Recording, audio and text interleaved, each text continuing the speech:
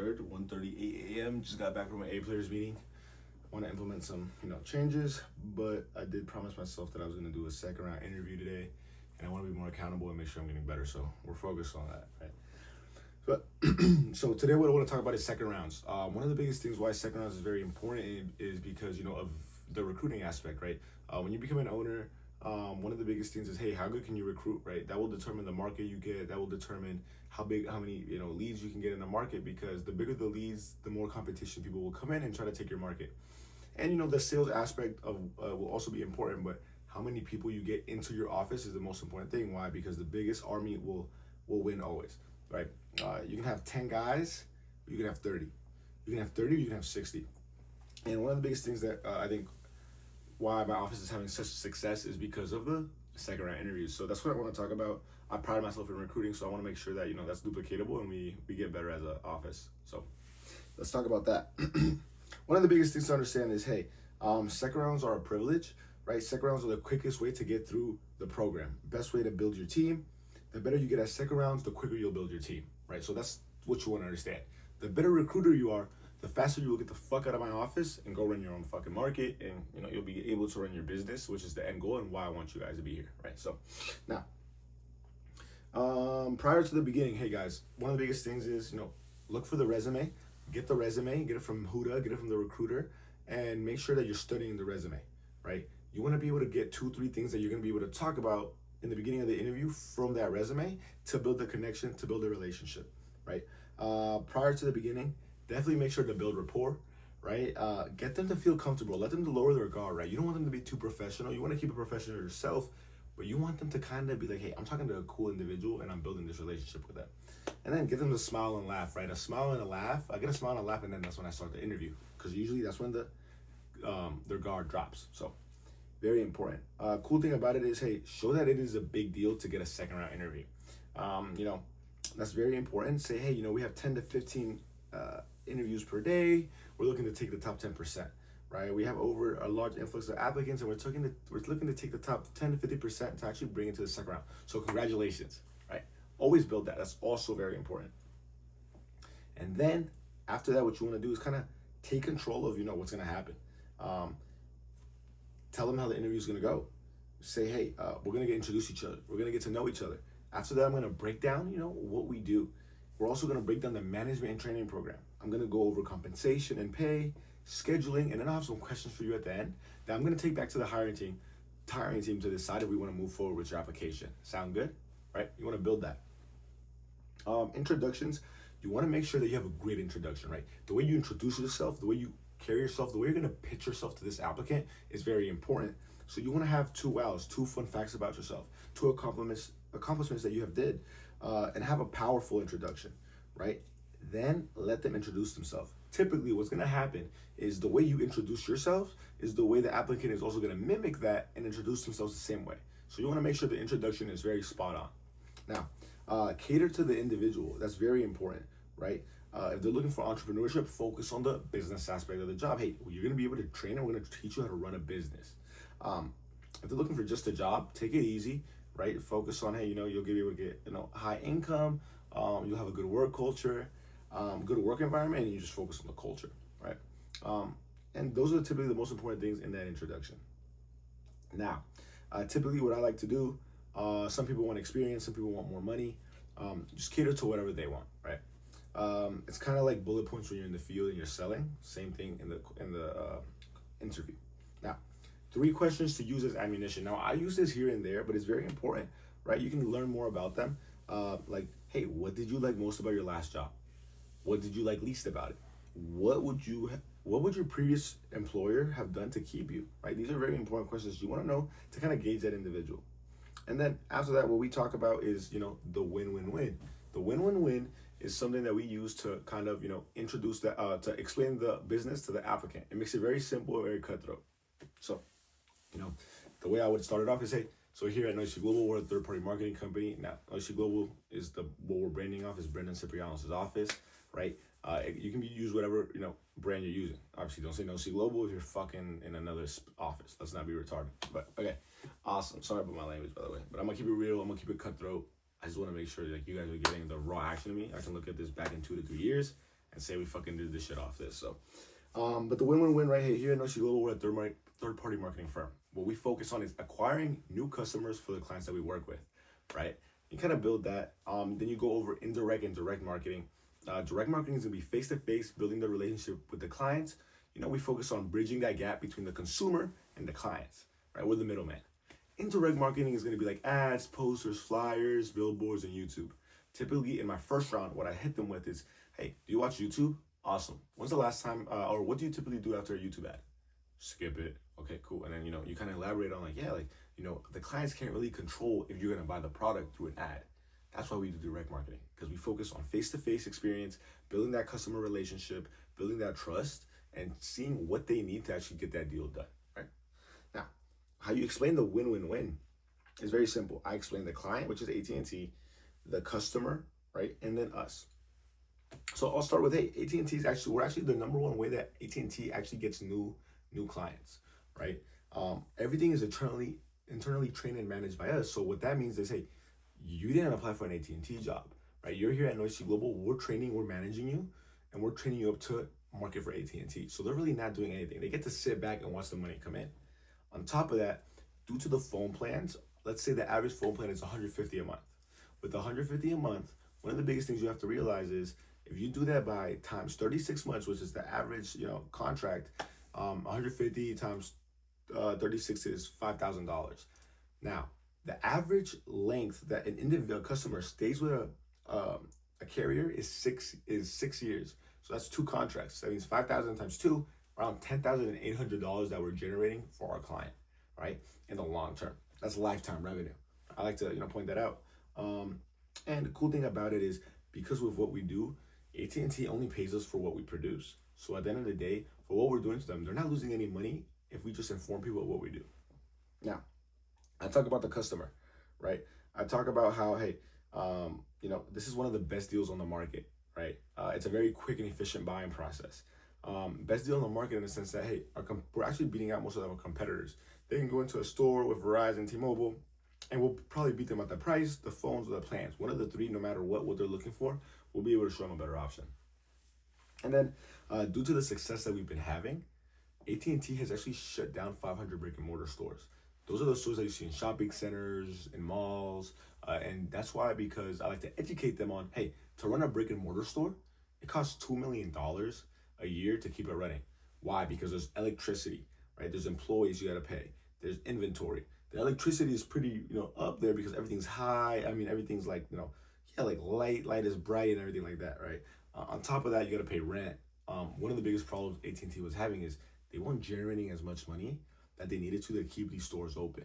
That's why they focus on the direct marketing aspect of the job, right? And at the end of the day, hey, this is AT&T. AT&T is going to give you some reliable network. It's one of the top 3, which is AT&T, Verizon, and T-Mobile. And I kind of elaborate on the fact that, hey, AT&T is one of the best, right? Now, this is very important. This is where I transition into the win where, hey, how do you win and how do we win? And that's through the management and training program, right? And how I make it make sense is like, I go through each position, which is going to be acquisition specialist, corporate trainer, assistant director, and then marketing director, right? In the acquisition specialist, I make it very simple. I'm like, hey, here is where you're learning about the sales aspect of the job, right? Which is going to be basic product knowledge, communication skills, and, marketing systems. And I elaborate on like, hey, typically this position is 1 to 2 weeks. It really depends on how good of your student mentality you have. Can you pick up what we're trying to teach you, the mentorship that you're getting from other individuals, and the advice that you're getting, right?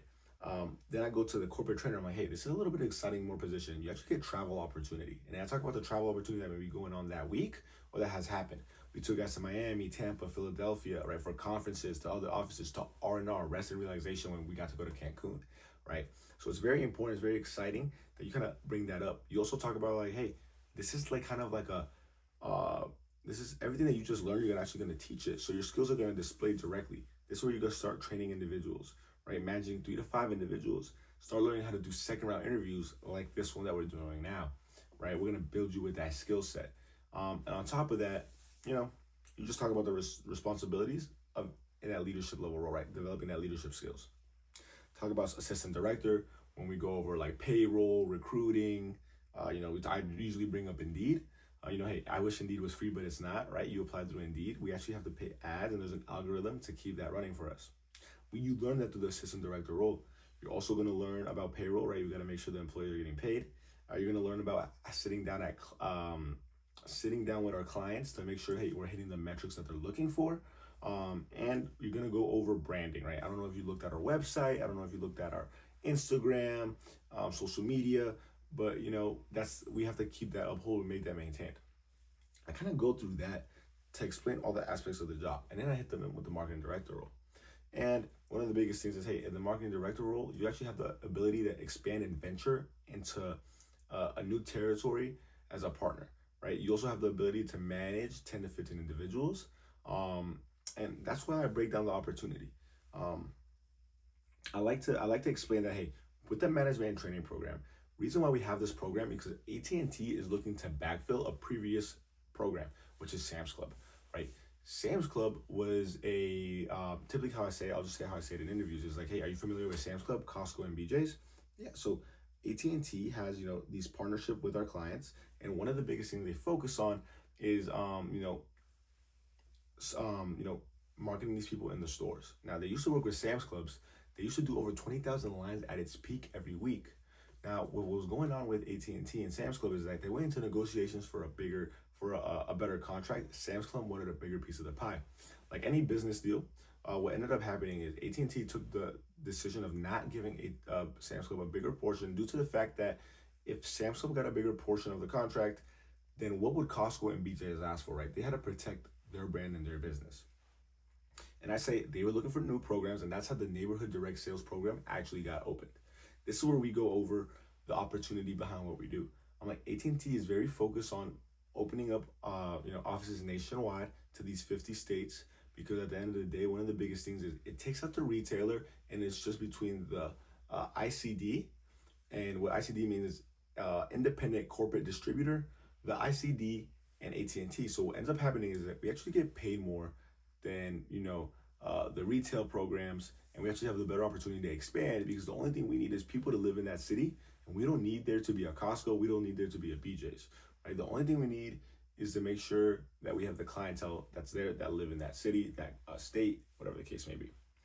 You really want to be able to explain that, because at the end of the day, you want to make sure they understand why they're going to be knocking doors. Right? And this is where I kind of test the customer, the client, the applicant a little, because what I go over is very simple. I'm like, hey, as you can see, this is a very fast-paced environment, right? We're gonna take you from an entry level to a marketing director role if you're interested in over 6 months. So sometimes it's gonna be a lot of fast-paced movement. We're also gonna focus on developing you, as an individual. Do you think that's something that you're comfortable with? Have you ever been coachable? And that's a question I'll pop out. I'm like, do you think you're comfortable in a fast-paced environment? Things like that is something that you want to build to keep them on the spot. Now, you go over the pay. The pay is very simple, right? You guys probably have your own structure with the pay, so I'll leave you up to that.